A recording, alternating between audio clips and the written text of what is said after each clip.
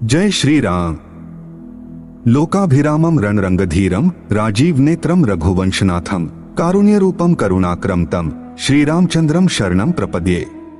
अर्थात मैं संपूर्ण लोकों में सुंदर, रण क्रीड़ा में धैर्य रखने वाले, कमल के समान नेत्र वाले, रघुवंश के शिरोमणि, करुणा की मूर्ति, करुणा के भंडार रूपी सागर भगवान श्री राम की शरण में हूँ। भगवान राम मुझ पर दया करें और मुझ शरणागत को अपनी शरण प्रदान करने की कृपा करें। आज की प्रस्तुति में हम आपको भगवान श्री राम के स्वरूप और उनके इस धरा भूमि पर जन्म लेने के विषय में एक छोटी सी जानकारी देने का प्रयास कर रहे हैं। बात त्रेता युग की है, जब धरती पर राक्षसों के राजा रावण के अत्याचारों से तीनों लोक तथा उनमें रहने वाले सभी प्राणी, पृथ्वी, ऋषि, मुनि, देवता और गंधर्व इत्यादि सभी दुखी हो चुके थे। रावण के अत्याचारों का विरोध करने का साहस इनमें से किसी का भी नहीं हो रहा था, क्योंकि जो उसका विरोध करता उसे वह पापी जान से मार देता था। अतः दुखी होकर सभी प्राणी, पृथ्वी, ऋषि, मुनि, देवता और गंधर्व भगवान श्री हरि विष्णु के पास गए। सभी ने भगवान श्री हरि विष्णु का वंदन किया, प्रणाम किया और उनसे अत्याचारी राक्षस रावण से अपनी रक्षा की प्रार्थना की। सबसे पहले ब्रह्मा जी ने भगवान श्री हरि विष्णु से कहा, हे सच्चिदानंद, हे सृष्टिपालक, पापी रावण के अत्याचारों से पीड़ित होकर ये पृथ्वी, ऋषि, मुनि, देवता, गंधर्व सब आपकी शरण में आए हैं। इनकी रक्षा कीजिए भगवान, इनकी रक्षा कीजिए। तब देवराज इंद्र ने भगवान श्री हरि से कहा, हे प्रभु, पृथ्वी पर धर्म और सत्य का नाश हो रहा है, पाप की शक्तियां बढ़ रही हैं। राक्षसों का राजा रावण अहंकार के मद में चूर होकर तीनों लोकों को अपने पांव तले रौंदने को तैयार है। देव, दानव, मनुष्य कोई भी उसके सामने आने की हिम्मत नहीं करता, क्योंकि स्वयं ब्रह्मा और महादेव ने उसे वरदान दिया है कि देव, दानव, नाग, किन्नर, गंधर्व किसी के हाथों से वह मारा नहीं जाएगा। तब माता पृथ्वी ने भी भगवान श्री हरि विष्णु से कहा कि हे प्रभु, आपकी सृष्टि का भार धारण करना मेरा धर्म है, परंतु जब धर्म की जगह अधर्म का राज होता है तो अधर्म से अनाचार, अनाचार से भ्रष्टाचार और भ्रष्टाचार से अत्याचार की ज्वाला भड़क उठती है। जब अत्याचार इतने बढ़ जाते हैं तो देखिए पाप की ज्वाला से मेरा शरीर जलने लगता है। प्रभु मेरी रक्षा कीजिए। फिर देवराज इंद्र ने कहा, हे करुणा निधान, पृथ्वी त्राही त्राही कर रही है। जब वह अभिमानी चलता है तो ऐसा प्रतीत होता है कि मानो वह धरती को अपने पैरों तले कुचल रहा हो। असुरों के आतंक से धर्मशील जनता चीत्कार कर रही है, उसके सैनिक लोगों को त्रास दे रहे हैं। राक्षस साधु जनों का खून पी रहे हैं। प्रभु, आज अबलाओं की लाज और मानव की मानवता बचाने वाला कोई नहीं रहा। आज वो अवस्था आ गई है कि यदि कोई धर्म और सत्य के रास्ते पर चलने की कोशिश करे तो वह जीवित नहीं रह सकता। आज हर प्राणी पाप और भ्रष्टाचार के रास्ते पर चलने को विवश किया जा रहा है। तब भगवान भोलेनाथ भी प्रकट हुए और उन्होंने भगवान श्री हरि से कहा, हे सच्चिदानंद, जब ऐसी अवस्था आ जाए तो सत्य की रक्षा के लिए किसी महान शक्ति का अवतार लेना आवश्यक हो जाता है।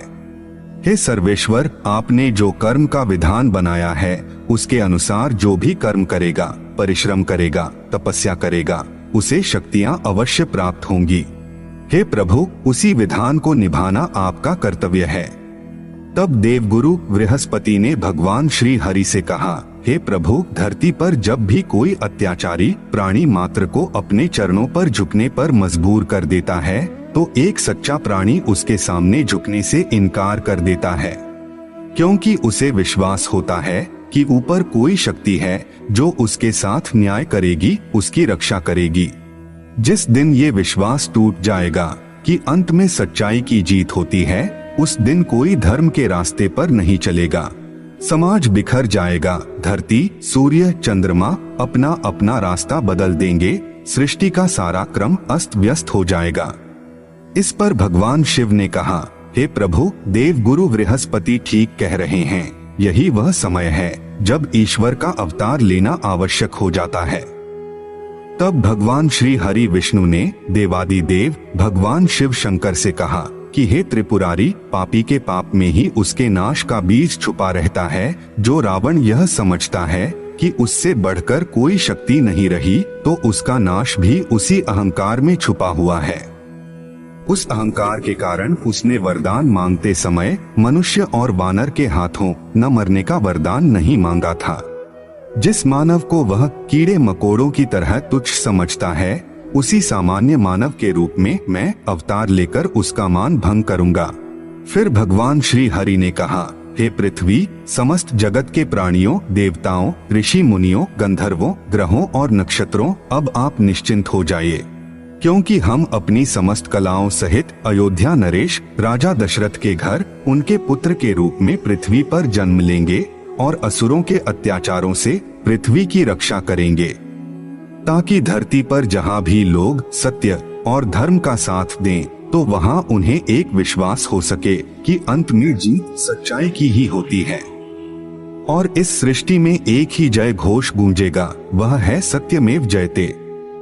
इस प्रकार चैत्र शुक्ल नवमी के दिन त्रेता युग में रघुकुल शिरोमणि अयोध्या नगरी के महाराज दशरथ एवं महारानी कौशल्या के घर भगवान श्री हरि विष्णु जी ने उनके पुत्र श्री राम के रूप में पृथ्वी पर जन्म लिया। भगवान श्री राम के जन्मोत्सव को देखकर देवलोक भी अयोध्या के सामने फीका लग रहा था।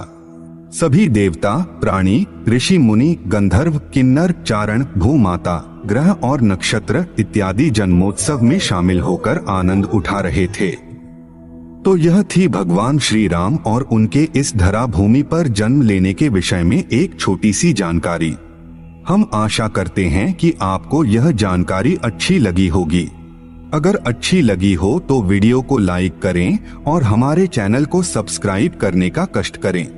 अगर आपने हमारा चैनल पहले से ही सब्सक्राइब कर रखा है तो इसके लिए हम हृदय की अनंत गहराइयों से आपका कोटि कोटि धन्यवाद करते हैं। अपनी अगली प्रस्तुति में हम आपको एक नई जानकारी देने का प्रयास करेंगे। एक बार फिर से आपका बहुत बहुत धन्यवाद। जय हिंद, जय भारत।